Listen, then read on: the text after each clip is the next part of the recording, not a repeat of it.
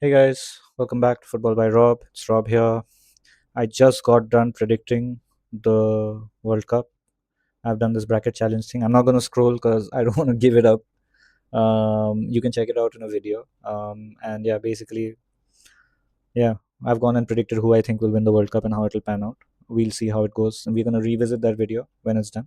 But this video is going to be about the French squad mainly. And we are going to basically talk about what sort of team we can expect to see, what sort of team France can expect to be using in the World Cup, and what I think about our chances and whether it actually makes sense or not. So, without further ado, we'll get started into the video. But before I do that, I just want to say thank you if you're watching. Thank you if you're subscribed. If you're not, I mean, what are you even doing, man? Just subscribe. I don't even talk crap like most of these other guys. I talk sense. But in all fairness, I mean, if you guys disagree with anything I'm saying, I mean, I know I'm like talking to five people here at best. If you disagree with anything I'm saying, just let me know in the comments, but be nice about it. Don't be a dick. Just let me know what you think. Let me know where I can improve. I know some people have told me my mic isn't great, but I'm just trying to get started. I'm not in this full time. I actually have a job.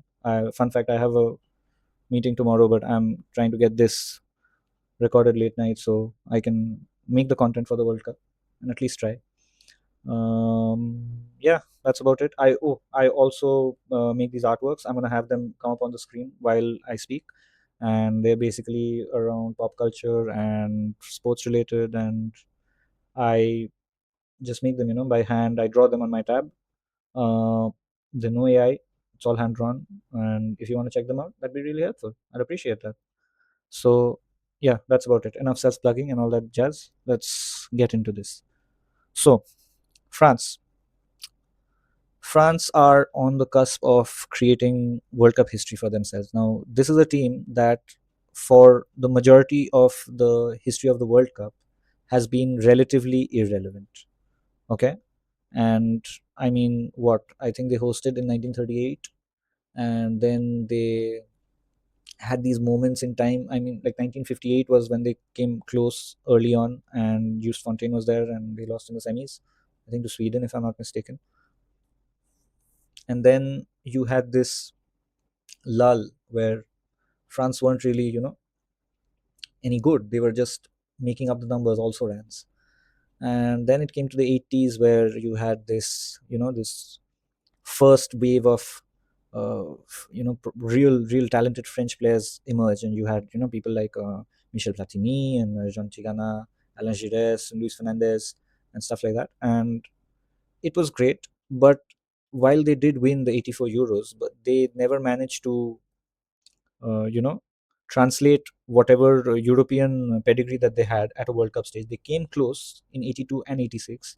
Both times they got knocked out in the semi-final, both times by Germany, funnily enough. And then again, it was a lull period after that as well, because if I'm not mistaken, France didn't even qualify for 94. So when they played the 98 World Cup, it was merely because they were hosts. And prior to that, they had missed the previous World Cup cycle as well. So that team had a lot to prove. And they got to that World Cup, and nobody, thought that they would be actually serious contenders till they got to the latter stages, and eventually beating Croatia in the semi-final. And Croatia were a surprise package as well in that tournament. I think they beat Italy in the quarterfinal as well, if I'm not mistaken. Let me just double check that. Hold on.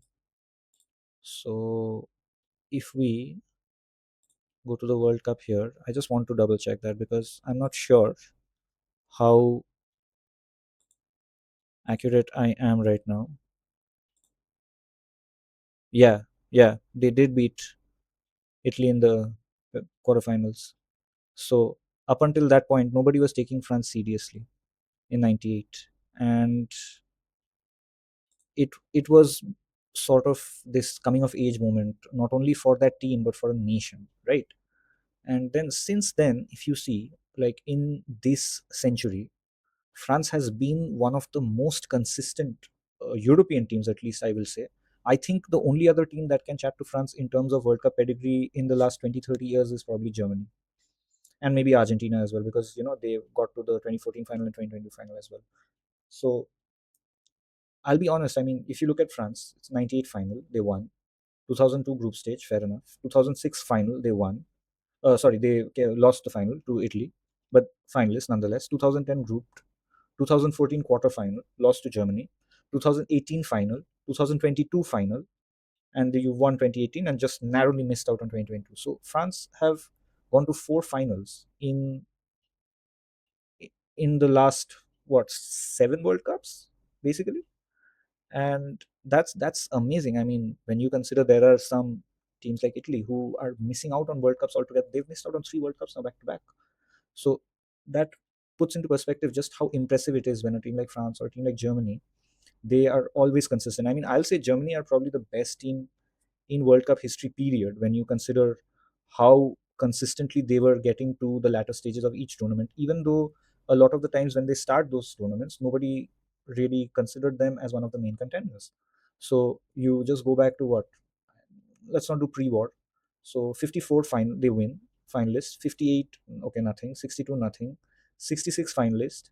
70, nothing. 74 winners. 78, also nothing. 82 finalists. 86 finalists. 90 winners. 94, nothing. 98, nothing. 2002 finalist. 2006 semi-finalist. 2010 semi-finalist. 2014 winners again. And only recently, this last two cycles, have they been a bit poor, right? So France are in that sort of territory right now. I mean, France, should they make the final in this World Cup, will only become the third team after Germany 82, 86, 90, and Brazil 94, 98, 2002, to reach three consecutive World Cup finals. And that is mad. That is mad. The fact that France could be doing that. And when you think about it, in the last World Cup also, I didn't expect France to be anywhere near the final, especially given the amount of injuries we had. I mean, it was a plethora of injuries. You came into the tournament with so many people who were already ineligible. Pogba, no Umtiti, no Conte, and then you get to the World Cup, and before you know it, Karim Benzema is injured. Before you know it, Luis Theo's brother, Luis Hernandez. Is he Hernandez? Yeah, Hernandez. Hernandez is injured. So I mean, why was I saying Luis? It's not Luis. It's Lucas. Lucas Hernandez. Sorry, Lucas Hernandez. So France really went through that entire World Cup with a patched up squad, and I still believe if everybody was fit, France would have probably okay, beat everybody who came in their way. It wouldn't have even been that much of a fight. But yeah, it is what it is. Coming to this World Cup, what I'm concerned about is the fact that France has been playing in this sort of shape for a lot of the time. Now, if we just move the subs here and we go to the last 20 results that France have had, yeah, I just minimize it so my camera doesn't interfere with the rest of the screen. I want you all to see it properly. So France have been deploying this 4-2-3-1 sort of formation for majority of their games. I mean, we only have access to the last 20 games here, but if you go back all the way to 2024, you see what I mean? This is the 20th game in this cycle, and this is the most recent game last night with Olise scoring the hat trick. I mean, amazing, amazing performance by him. So this we can consider as the default formation, but sometimes Deschamps will change it up. Like out here, how he's gone with the 4-1-4-1, or again, I remember seeing a different one here. Wait, hold on, where was it? I think it was the Azerbaijan one. Yeah, see, 4-2-3-1 here as well. So normally this is the sort of formation that he trusts. Now, if you see the squad that France have taken as well to the World Cup, let's go to 2026. And where are we? Where are we? Where are we? Why can't I find the groups? Oh, there we are. There we are. Let's go to France. Let's go to the squad players. So this is the squad that France has taken to the World Cup. Okay. Now, Robin Risser, amazing season with Lens. Missed out on the league title to PSG, but you're up against that juggernaut team. So what do you expect? Bryce Samba, again, I don't expect him to be playing any minutes, any backup minutes. I think Robin Risser should be getting, and Menyon as the main goalkeeper. I just pray, please God, please. I just pray he stays injury free. We have Luka Dean. I'm not convinced about him. We have Lacroix. I'm not convinced about him. Lucas Hernandez. I'm not convinced about him. This guy is extremely injury prone and flaky. Dayo Upamecano, I am not convinced about him. Unpopular opinion. I know there are a lot of people who say that he's redeemed himself and he's no longer Upa Maguire and he's really good and this that and whatnot.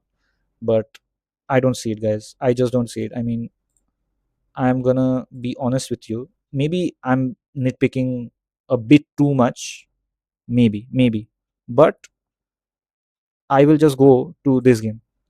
I remember seeing this game properly of his. He's got a 6.7 rating. He was beaten so many times. He was beaten so many times on this game. But I was worried about. Like, he only won three of his duels. He was dribbled past three times. Even in the game in the quarterfinal against where is it? It won't show up here, against Real Madrid. Vinny had him on toast, man. It's just Vinny's finishing was really poor on the day. And another day, if you have somebody who's really capable, they put you to the sword, as PSG showed. I mean, there was no mercy from Dembele and Kvaratskhelia and all those guys. So I'm really concerned about Dayo Upamecano in the front squad, mainly because, and the romantic in me, but I genuinely miss Umtiti and Varane out here. And if you told me in 2018 that we would have this really young centre back core as our spine, and neither of them would be playing in 2026, like playing at all, let alone playing for the national team, I would have said you're off your mind, mate. But that's life. That's how it is. And again, it's gonna sound really pessimistic, but I'm really worried about Saliba as well because he is the only world class defender I see in this entire lineup. Yes, I said it. Upamecano is not world class. Hate me all you want. I don't give a fuck. Upamecano is not world class. Saliba is the only one who's world class here. But the problem is that if reports are to be believed, he is basically carrying a back injury and he is playing through the pain. And again, reports suggest that he is supposed to undergo surgery after the World Cup. Now, how does that impact his form moving into the future? I mean, this is so eerily similar to what we saw with Samuel Umtiti, where he chose to delay this knee operation of his just because he wanted to play the World Cup. He had an amazing World Cup, like stalwart performances, especially him and Varane. I mean, I remember Varane scored a header in the quarterfinal against Uruguay.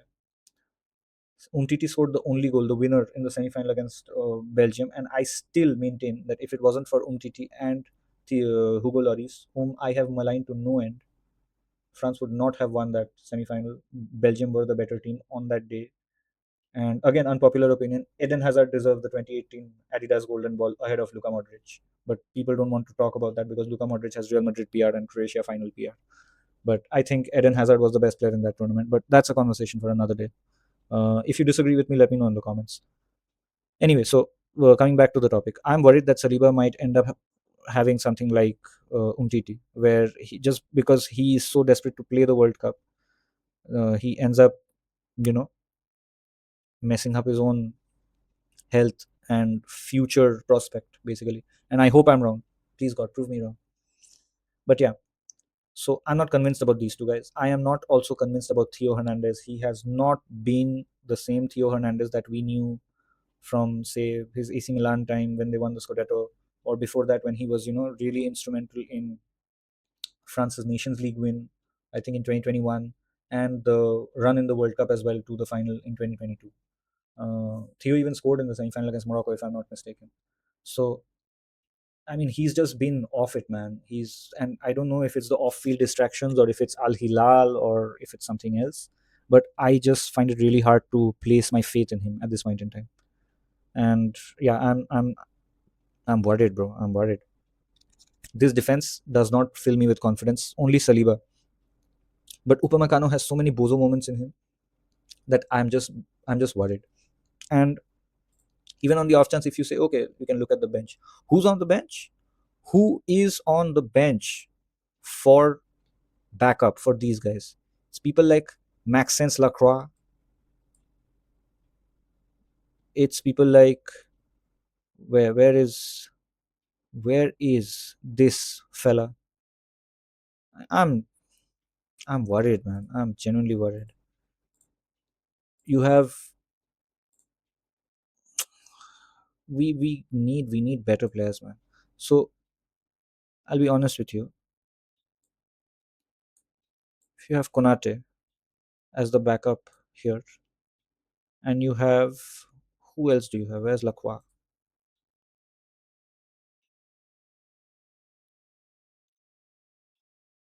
Who is there?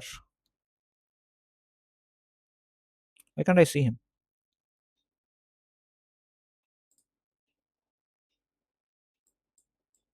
Oh, no wonder Kalulu's hiding him. So yeah, if by chance anything happens to these two centre backs, or even one of them, especially Saliba, we are sitting on a cactus, mate. There's no two ways about it. We are fucked with a pineapple, and that's putting it mildly. I'm also not convinced about Jules Koundé. I just want to put that out there. I am not at all convinced about Jules Koundé. He is nowhere near as consistent as we need him to be, in all honesty. And I don't get it. I genuinely don't understand why there is such a dearth of fullbacks in the French, system. Especially when you consider that they have Clairefontaine, they have a lot of amazing academies in the French teams as well, the Ligue 1 teams. How come there are no proper fullbacks? And again, this is going to sound like a random shout, but one player I feel they should have taken. Sorry about that. SofaScore wanted me to prove I'm human, so that's why it wasn't working. Yeah, where were we? One player I think they should have considered taking is this fella. I think he's French, if I'm not mistaken. Yeah, I don't understand why this player, Adrian Truffat at Bournemouth, has not been selected for the World Cup. I think, given France's situation, given France's lack of fullback options, he could have been one. I mean, I would have probably taken him ahead of a lot of people, to be honest. But yeah, I don't know. I would have taken him ahead of Lucas Hernandez. I can understand. Yeah, there are gonna be some people who'll say, Lucas Hernandez is actually a really good versatile option because he can play center back as well as full back, and that's an amazing ability. And fair enough, yeah, I get that. But you know what's an even better ability? Availability. Lucas is very rarely available. So if we check this as well, let's go to France's squad here, right? So we go to Lucas Hernandez, open his link in a new tab, and if we just go here, you see his performances, nothing to write home about. Yes, he hasn't had any massive injury layoffs or anything, but he's barely played. I mean, come on, let's be honest, man. Uh, let's see how many league minutes he's played. Let's just see that. He's played a total of 1,751 minutes only in comparison. Let's see how many minutes has Adrian Truffet played. And this guy isn't even playing European competitions or anything. He's not part of some massive Champions League. Look at this. Look at this. 38 appearances, 38 starts. 89 minutes per game on an average, 3,380 minutes. Look at his heat map. And this is in one of the most physical leagues in the world. Not, I'm sorry, people are going to get offended. I don't care. Not a league where the top team can bully the league and every other team just to reschedule matches and have it as their own fucking training exercise. So yeah, I feel Truffet should have been in the World Cup squad, and especially if you see he has been solid in performing on general. So I mean, I don't get it, man. I don't know what's up with that, but yeah. Anyway, so coming back to the topic, the defense I am not convinced about. Now, when we go into the midfield, this again concerns me because if you remember the 2018 France team that actually did well, if we go here, let me see if I can find. Yeah, let's go back here once. Or actually, hold on, wait. Open in a new tab. I love opening new tabs. It's just easier that way. If you go to the 2018 World Cup final, just go to the final lineups. right? So I know it shows up as a 4-4-2, but it wasn't. What it was it was sort of a 4-3-2-1. So you had Blaise Matuidi, N'Golo Conte in the middle, and Paul Pogba on the right side of the eight, and you had Mbappe and Griezmann as runners, and you had Giroud in the middle. That's how I remember it, at least. I'm not sure what SofaScore is doing here, but you don't have this sort of solidity in the midfield anymore. And I have a feeling that this World Cup is going to be one of those where it is going to be mainly decided by midfields. I mean, like when the top teams come up against the other top teams, not when the minnows are playing against the top team. It's not about the cannon fodder teams, but when it's a top team against a top team, I think the midfield battles are going to be way too important to ignore. And in such situations, if you see every other team that are going to be at the World Cup. Let's go here again. If you see teams like Argentina, if you see teams like Spain, if you see teams like Portugal, I think all their midfields are going to have more about them than France. I'm not talking in terms of technicality. This is more along the lines of physical presence and basically having extra legs to help do the running around. So if you see, yeah, let's go to Spain. So if you see Spain, and we'll just go, what was their last game? They won against Peru, right? So yeah, you see what I'm talking about. They have this three-man midfield, right? Now, same same logic. We'll go to, where the fuck is this? Yeah, let's go to let's go to like Portugal or something, because I have a feeling Portugal have the best midfield in the entire tournament this time around. So this was Portugal's last game, and again, if you see this, yes, it looks like a two on paper, but you have Bruno, who can flit, who can drop in deep and play passes as well, and as well when needed he can get forward and attack as well, right? So this isn't even their main starting midfield, by the way. I'm pretty sure it's going to be Vitinha and Joao Neves, if I'm not mistaken, right? So let me see their subs. Who did they bring on? Oh, maybe those guys are on extended vacation from the Champions League final. But you can bet your bottom dollar that it's going to be somebody like Vitinha and John Neves starting. So Vitinha, John Neves, and Bruno, that is just midfield hell, man, for any other team. Let's call it what it is. And in such situations, if we are going to, oops, sorry, I keep going there. In such situations, if we are going to resort to just having Chouameni and Rabiot, or Chouameni and Conte, I'm worried because again, no shade on either of them. I think Chouameni is a great destroyer. Conte also amazing, amazing player. We all know all the stories about him and all that stuff. But let's face it, man. This guy is 35 now. He is not a spring chicken anymore. And even if he's playing at the same intensity that we expected from him, say like a 2016, 17, 18, and peak Conte era, I don't think he is going to be able to give you 90 minutes for what, how many World Cup games are there? Eight. So let's assume with rotation and everything, he plays 5 games, right? I don't think he can give you 90 to 120 minutes for 5 games. I don't, and I'm worried about that. I think this is also where we might end up seeing the emergence of somebody like a Manu Kone. Now he has been relatively underrated. Nobody's spoken about him a lot so far, but I think this guy is somebody who is going to come out of this World Cup with his stocks high, especially if France do well. But all that is going to be dependent on how we set up the midfield. I am not convinced with this midfield. I'm not convinced by the fact that he has only taken a total of what, five center midfields, like proper center midfielders. So he's taken Chouameni, Kone, he's taken Conte, he's taken Rabiot, and he's taken Zaire Emery. Zaire Emery again is another player that I rate really highly. And in a perfect world, I wouldn't want to set up like this.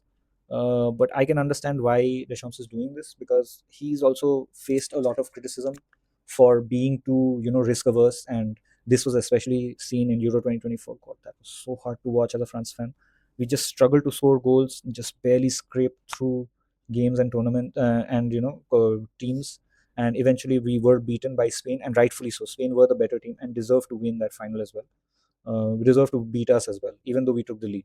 So I'll always give Deschamps the smoke where he deserves it. But I have a feeling that this front line of his is a massive overcorrection, because what ends up happening is you will basically have these guys moving forward a lot. So what ends up happening is, oops, why can't I move?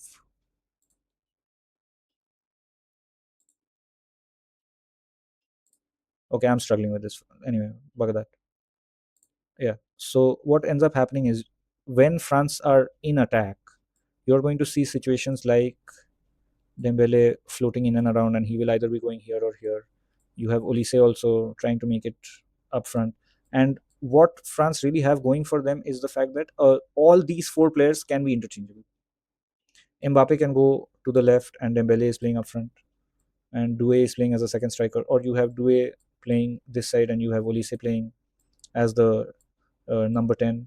So this sort of fluid movement can be a defender's nightmare. But at the same time, none of these four players have any, you know, sort of defensive abilities. And I will still say, Olise, like yesterday, the Northern Ireland friendly, last friendly before the World Cup, Olise scored a hat trick, but he was still tracking back to try and, uh, be an extra man when Ireland are trying to counter. And on the transition, you need players who are going to show that sort of desire to actually get back. Football isn't just about being up front and scoring the goals and making it look all sexy and all that. Football is also about defending, as much as people don't like it or don't rate it. And I have also seen this thing nowadays where people hate on defending and the ability to defend properly. Maybe it's just this, this TikTok generation and a lack of a proper attention span that even a goldfish would be proud of. And all they want is just, FIFA Ultimate Team type of matches where every game is a 7-6, and then these fuckers will do their stupid hand gestures and shit. But I don't know. I come from an old school way of thinking where I genuinely believe that good defending should be mandatory for teams, especially at the World Cup. I don't want to see a team I support at the World Cup go and get their pants pulled down in the schoolyard in front of everybody. Everybody's laughing at them.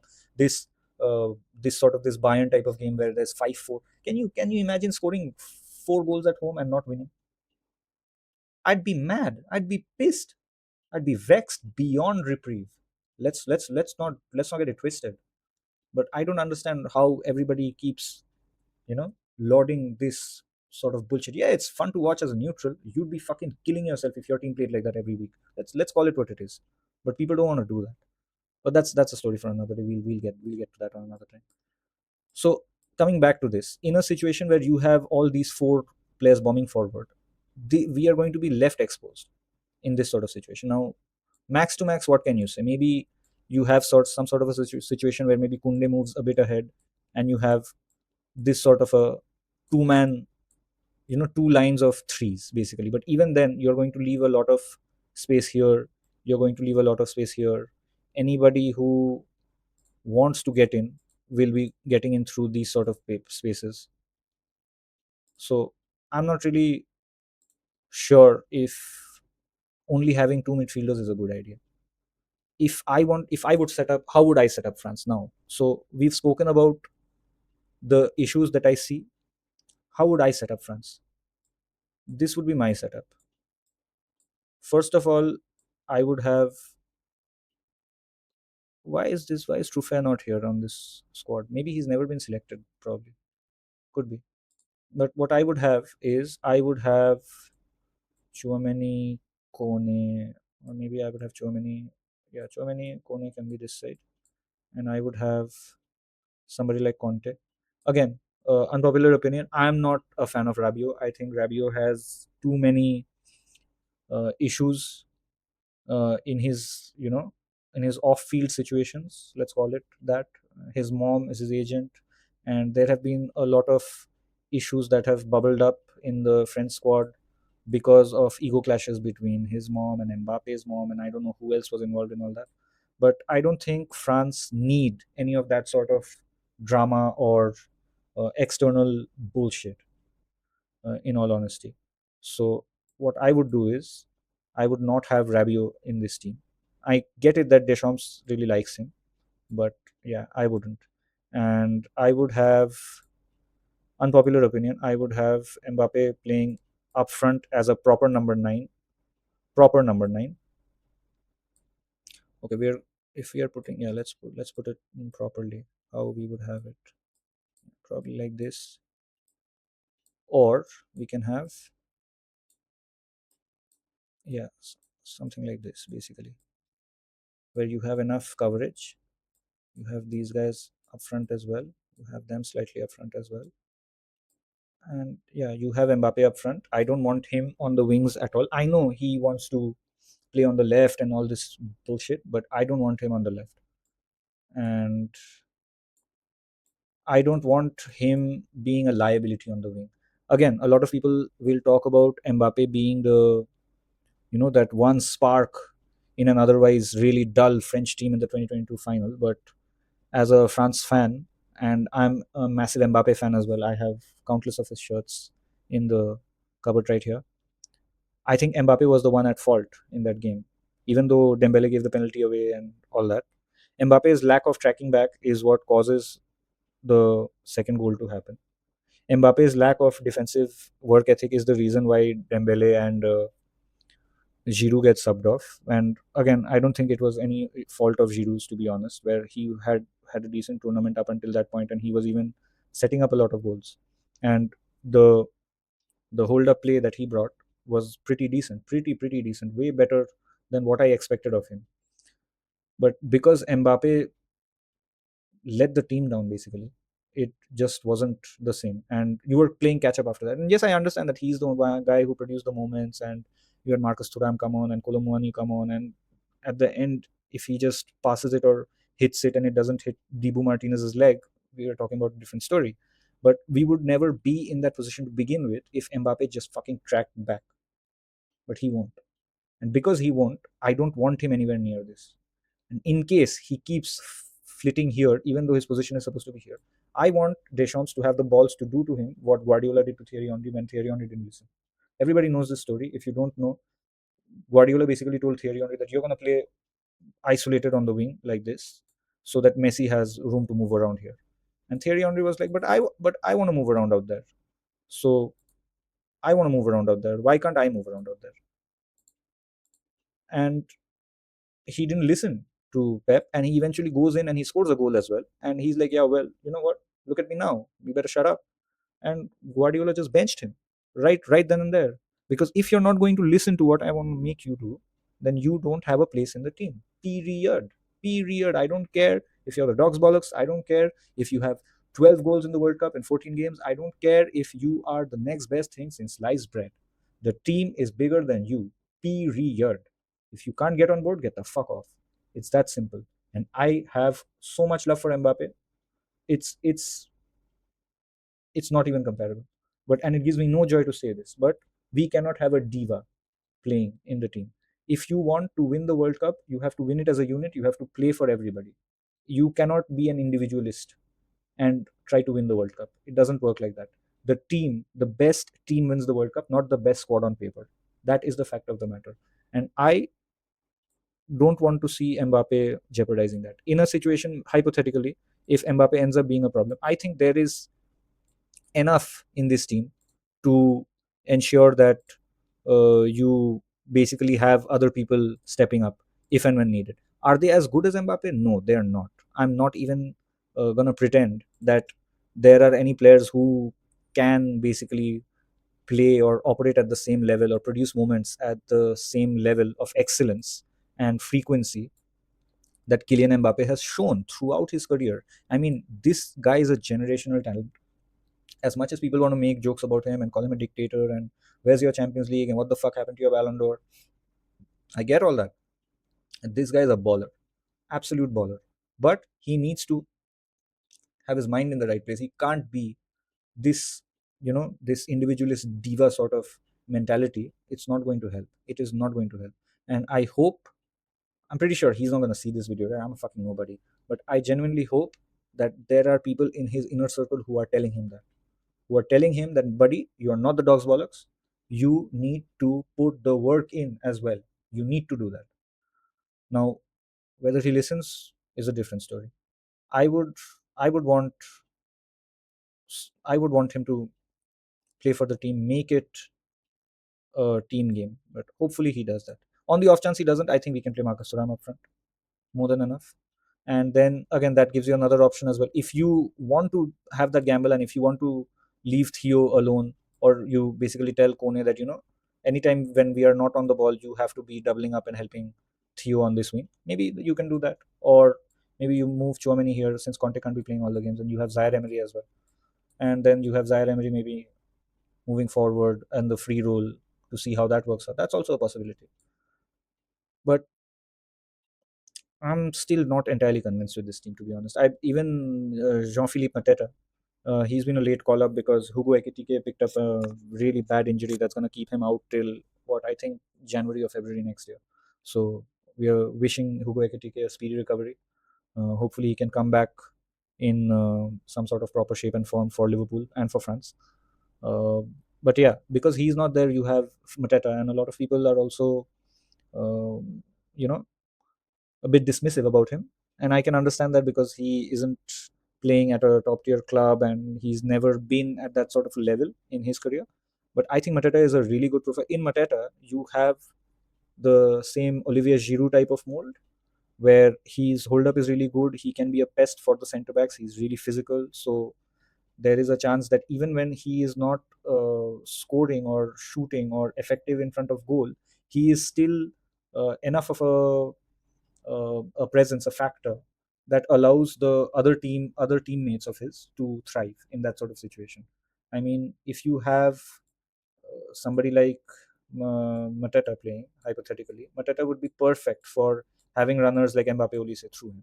Or if you want to go to that double midfield plan of yours and not have three in the holding line, you can go for, say, somebody like Ryan Cherky, who is basically playing as a facilitator and working off Mateta while you have runners.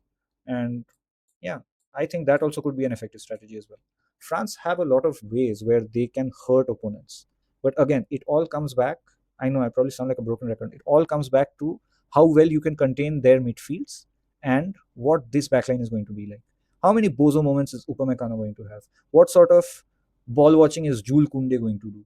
What sort of Theo Hernandez is going to turn up on the game day? Is he going to be the one who is gonna take the game by the scruff of its neck, or is he gonna be snorting laughing gas and whatnot? And right? I mean, I'm concerned about these sort of things. The only team that I feel can beat France is Spain. Every other team, I will give France a puncher's chance against. Every other team. That goes for England, that goes for Brazil, that goes for Portugal. Even though, like I mentioned, Portugal, I think they have the best midfield in the world right now. But I can see France going towards the semifinals. I'm not sure if they'll win it though. My money is on quarterfinals, semifinals max.